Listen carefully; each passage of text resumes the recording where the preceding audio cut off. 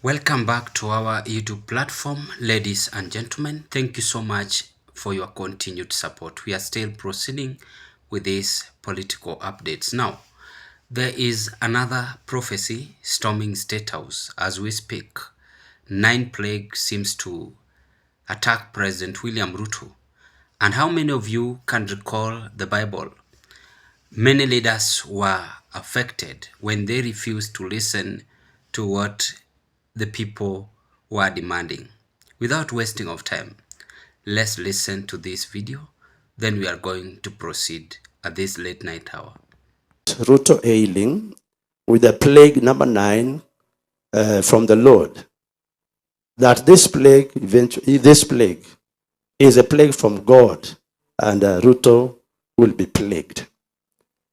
And I know Ruto hears prophecies that I share, and I think the prophets who have been around him, and I call them prophets in brackets, have been lying prophets who think that they can overturn the judgment of God that God has sent me to speak.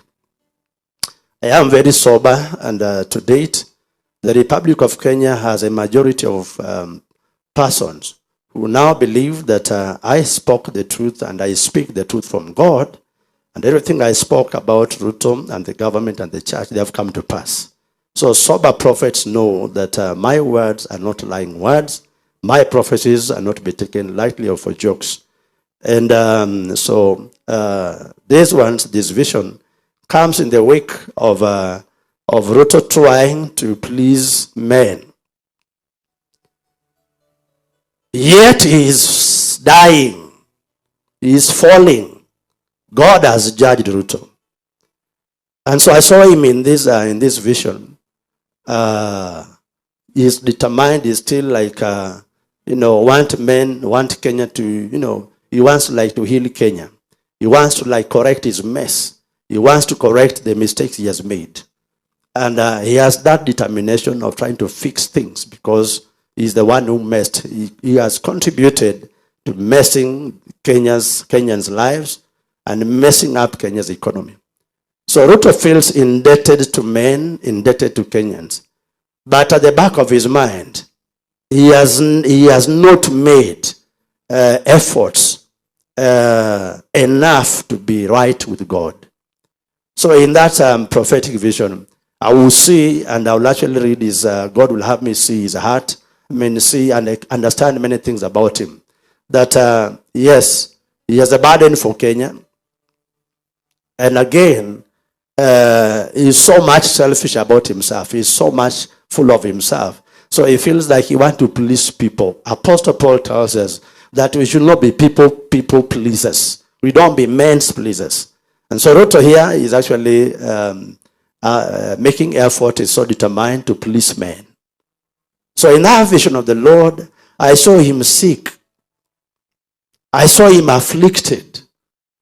And there is not a sickness called malaria or diarrhea where you can actually have medicine.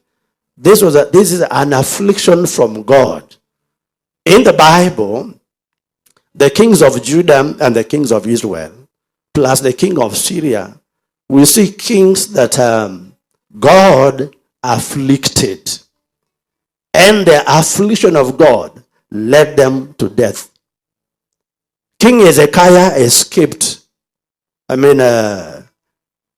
wasn't afflicted of God. The Bible does not tell us clearly whether King Hezekiah was afflicted by God, but he finished badly. Later on, even after God gave him 15 more years to live, he still died and left Judah in a mess. So his son Manasseh took over, and actually it was a manifestation of what is called mess. Other kings in the Bible, like Zechariah, there are kings like Ahab, whom the Lord actually plagued, whom the Lord actually had them die. God can kill a king. God can overturn a regime. God can actually judge a nation because of their king. So in this case, our republic, Kenya, Ruto is one reason why Kenya is being judged. Kenya's church clergy are also a reason why Kenya is being judged. And that judgment hasn't been overturned. So Ruto is actually in that vision of the Lord. I saw him, in spite of him being unwell. He was black, dark. Actually, he was gray. I saw him gray. So all of us would understand the language of the spirit. Color black and color gray, when they afflict a man, they speak of a spirit of death. So the spirit of death in the Bible is gray. The gray horse, you remember. And I was made to understand in the vision of the Lord that Captain Ruto knows that he has a case to answer before God. But he has locked his heart. He has locked his heart. That was a very sad part of the vision, that Ruto has locked his heart. And it's like, well, let it be. I find that one very strange. And I wonder about those who are at Ruto's. Now, the video is so straight, and let's just go straight to whatever William Ruto should understand as a president and he should know as a leader. Today in the afternoon, when I insisted analyzing Tanzanian politics, and I said to Samia Suluhu, based on some of the leadership characteristic, actually, I was just going through the comments and I found myself that I was right, because many of you were commenting positive on whatever I said, that Tanzanian people are not the problem. The problem is Samia Suluhu. So I will be right by saying Kenyans are not the problem. The problem is President William Ruto. And I gave a good example by saying that even if I give Ruto 100 years, he will not be there. And even if today I become president in this country, I will not be there in 100 years. And I even said here that that is why I will prefer, God willing, if I will vie for the presidency, we put a term limit of 5 years is enough. Then maximum age of retirement is 45. And many of you actually supported that also. But you see why we are failing as a country is because sometimes we listen and we don't talk. We see and we don't react. But today, let me react. It's because leaders are unpacking many Kenyans. You are being unpacked left, right, and center. And no one is bothered to determine a better future. Mandago is saying that people are saying 2-term. Again, on the other side, there are some Kenyans saying 1-term. William Ruto the other day confessed that he's ready to serve this country for 20 years. When I also analyzed about Mau Summit and SGR, then I asked the government that day, let them come out and tell us how many debts do we owe as a country. Those are the things. People went to the street to demonstrate. It is guaranteed in the constitution. But they never listen. Nyakang was saying that 3.6 billion has been stolen for the last 42 days. The other day, Mbade said 1.36 trillion has been stolen. Next year, we are going for campaign. And you must be aware that there is not going to be government jobs. The only thing they are going to do is to loot fund and start campaigning. So there's this plague storming the State House. It is called, allow me to use this term, angel of death. You know, sometimes when you have been talked to, you refuse to listen. When you've been enticed, you refuse to listen. People have come from very many parts of the world just giving you a piece of advice. You are refusing to listen to whatever people are saying. Because after all, in life, whether you are a billionaire, whether you are a trillionaire, there comes a time you go with nothing. And if it is so, then today, all of us could have not afford to pay the life or the air we are breathing. If we could have been rich, all of us, then we could have paid it.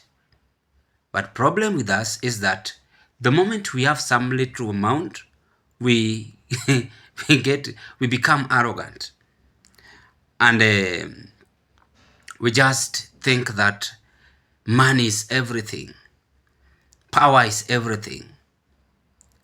It's not making sense at all. In this world of today, you must understand that the people you are intimidating, someone whom you are mocking, someone whom you are demeaning, there is always a time you will come and beg that person. And this is something which leaders don't understand. A good example, how many of you thought that Raila could have not died? People were saying that he won't die, but is now 8 feet.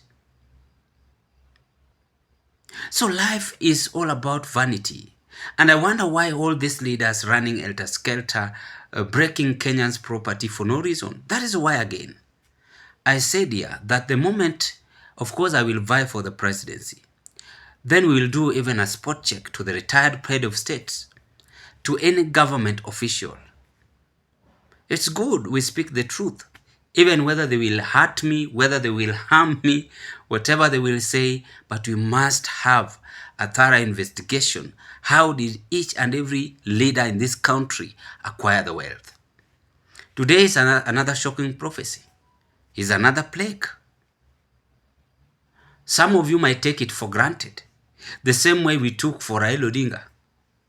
When Pastor Ezekiel said about predict Raila Odinga's death, and not only him, several prophets. You know, problem with us again as leaders or as Kenyans is that we sometimes don't take what men of God are saying. Because God cannot use someone like me or like, he can use anyone just to pass a normal information. For instance, you can come here and tell me, Zion, your broadcast is lying here. Report that to the blah, blah, blah, blah, whichever you normally say. So Zion will just take it as a normal thing. I have money. Oh, you cannot do me anything. Oh, it's my broadcast. You did not start it. Oh, Zion can speak several things. It's nature of African man, or not even African. Everyone, even European nowadays, I'm seeing how they are reacting. So pride in us will not allow us to listen to whatever we are being told. So 9th plague is here. He has said several things. William Ruto is going to get ill. He must prepare for a serious death. He must prepare for serious things happening in his life, because he violated the constitution, he tortured Kenyans, and he misbehaved while in that power, and he is still misbehaving. We saw what happened at in just this by-election. So that is why even in this 2027, Kenyans, you must prepare for a civil war. You must prepare for bloodshed, because these people are not campaigning, or not even, no, they are campaigning, right? But they are not voting. They are practicing goonism among themselves. And that knowledge has failed in us. So what will we do, or where will we learn all these knowledges? From churches and listening to what prophet have said about President William Ruto. So his days are numbered, and I hope that NIS who are watching us here, they will and they must and they ought to take this to the president, to understand that however powerful he is, power is vanity, wealth is vanity, but just stay humble and listen to whatever Kenyans are saying before your days fades away. That is the only message I can leave behind. Ladies and gentlemen, if you are first time viewer watching me in this channel, please subscribe to this broadcast, like my video, share my video to our friends, family and relatives. And for those of you who are subscribed to this YouTube platform, I want to say thank you, and we're moving very well, and I don't take that support for granted. Bye bye, and I wish you all the best.